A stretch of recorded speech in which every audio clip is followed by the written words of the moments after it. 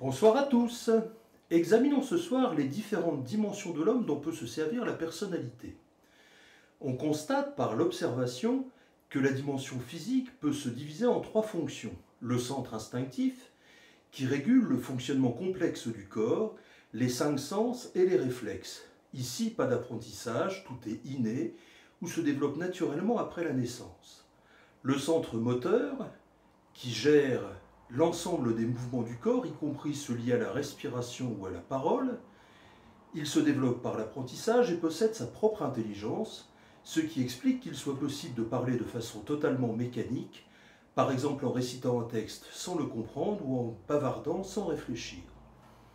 Les centres instinctifs et moteurs possèdent chacun leur partie positive et leur partie négative. Ensuite, le centre sexuel produit l'énergie nécessaire à la reproduction, laquelle peut être sublimée dans la créativité par exemple. Puis nous avons le centre émotionnel, qui est le siège des émotions positives, ce qui est agréable, et des émotions négatives, ce qui est désagréable, lesquelles sont liées au monde qui nous entoure. Il comprend trois parties, mécanique, émotionnelle et intellectuelle, ce qui explique qu'on parle parfois d'intelligence émotionnelle.